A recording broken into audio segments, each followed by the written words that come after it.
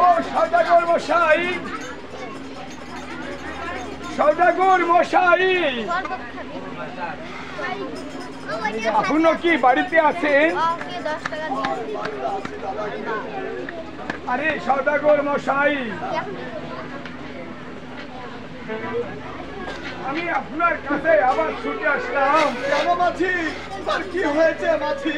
তুমি আমার ছয়টা সন্তানকে কোথায় রেখে তুমি আবার আমার বাড়িতে ফিরে এসেছো? আপনার ছয়টি সন্তান খুবই ভালো আছে সওদাগর মশাই। আরামে ওই বেঙ্গাল করে ঘুমাচ্ছে, তাই আমি আপনার কাছে ছুটে আসলাম যে ওরা খুব ভালো আছে এই জন্য।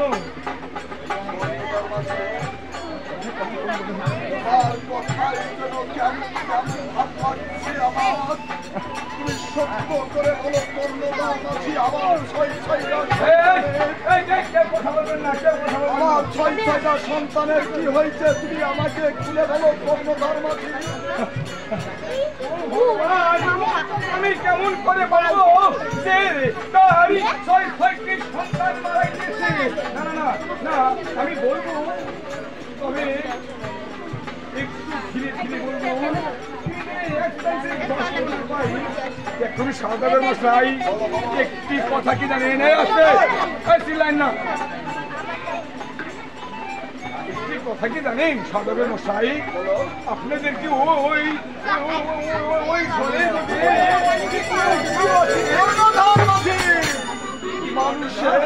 মানুষের কি জলের ভিতরে কোনো আত্মীয় থাকে কর্ণধার মাঝি?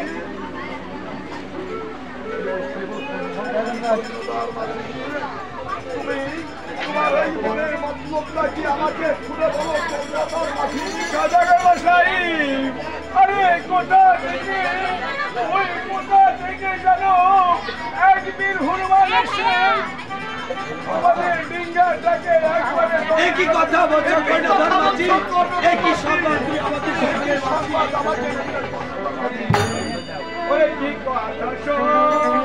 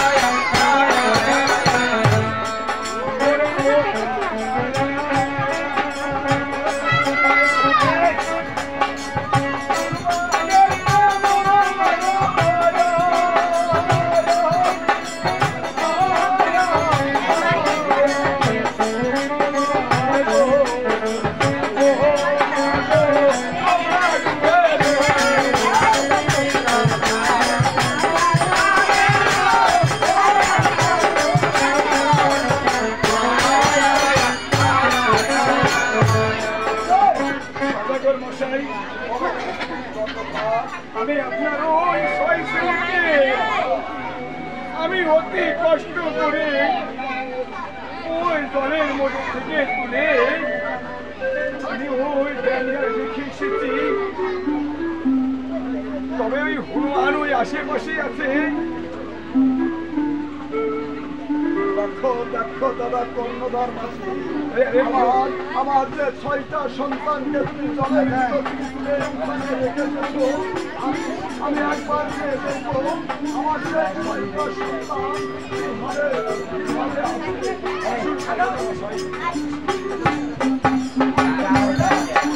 আমি জানতে যাচ্ছি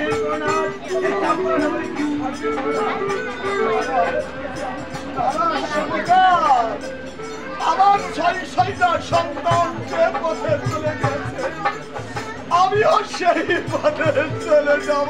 শালিকা তুমি চলে গেলে এই চাপা নগরী অলঙ্কার হয়ে যাবে গো। আমার এই চাঁদপাড়া নগরে আর আমার কি আছে? শালিকা চাঁদপাড়া নগর তো অন্ধকারী হয়ে গেছে। শালিকা রানী, আমি তোমার কোনো কথা শুনতে পাই না। পথে আমার 6টা সন্তান হারিয়েছে, আমি আজ সেই পথে যাব। শালিকা রানী, তাহলে এই চাপা দেখি আমি একাই পড়ে থাকবো। আমাকে যে দেখার মতো আছে কেউ হলো না। তুমি এই চাম্পালাতে একা থাকবো কেন? শালিকা দাসী বান্দি থাকলো, আরো অনেকে থাকলো, আমিও তাই চাম্পালাতে আবার ফিরে আসবো।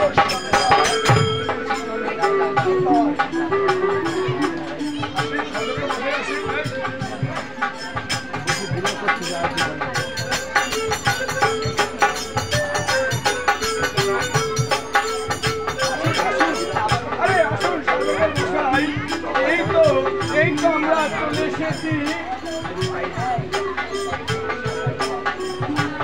এই আশেপাশে হয়তো ওই বনের হনুমানটা আছে। তাই আমি একটু লক্ষ্য করে দেখি যে ওই হনুমানটা যেন কোথায় আছে। সদাগর মশাই, চলো বলো বলো বলো। এই ঘোড়া, আসতে। সদাগর মশাই, ওই বনের হনুমানটা ওই আপনার ছেলের কাছেই ছিল। আমার তো মারার চেষ্টা করেছিল, কিন্তু আমি আপনাকে সম্মান দেওয়ার জন্য আমি প্রাণের মায়া, আমি প্রাণের ভয়ে আপনার কাছে চলে গেছি।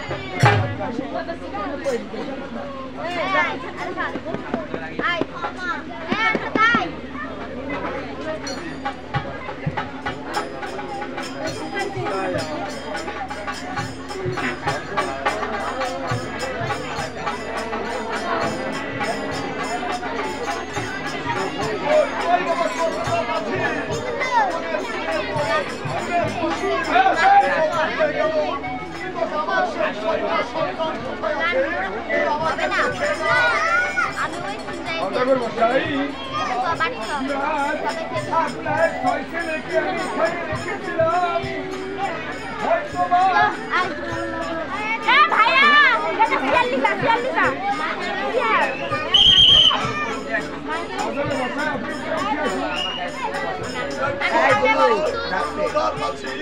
আমি যে উপরে উঠে যাবো আমার সাথে কোনো কষ্ট নেই আমি কেমন করে উপরে উঠে তুমি আমাকে রেখে চলে যাও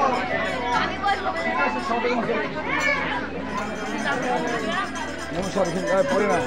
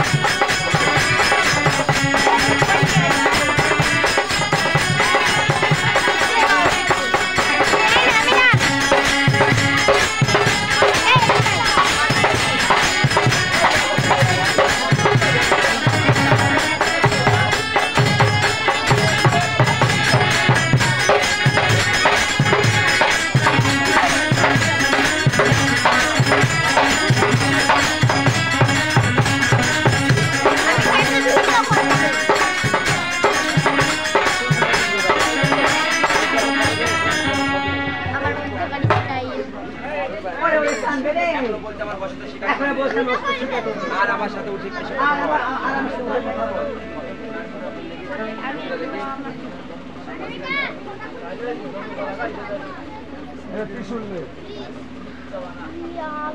আপনার ক্যামেরা চলে ওরে স্থান বেরে তোকে এখনো বলছি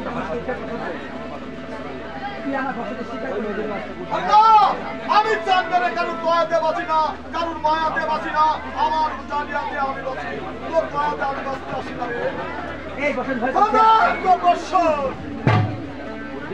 উঠবি না তুই আরে আমি তো আগে বলেছি আমার এই বসন ধরে তুমি আমাকে কে পূজা দেবে আমি তো বসন গ্রহণ করবো না আরে শুনবি না আমাকে শুনবি না না বেশ তবে তাই হবে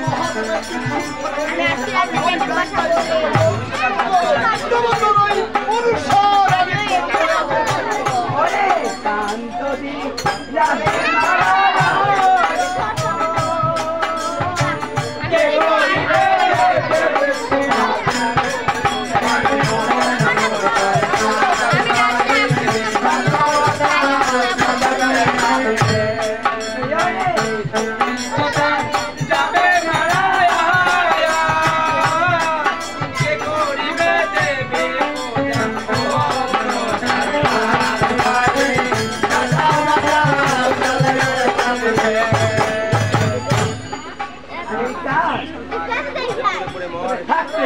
আমি চললাম এবার আমি চললাম। এই যে বৈঠকে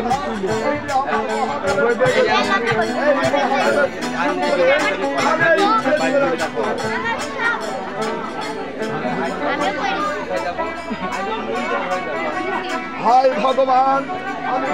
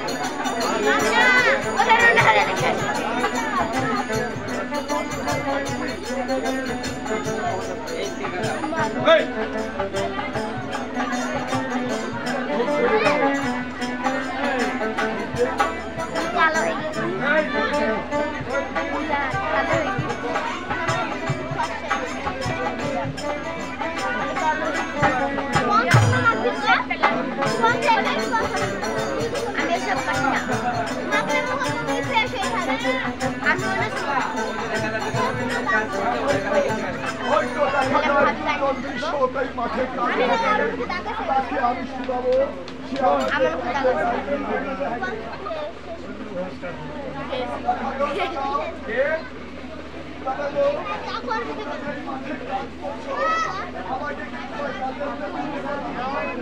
পারবে না গো, এই কাজ করতে পারবে না। তোমার বেশ দেখে, তোমার চেহারা দেখে তো মনে হচ্ছে না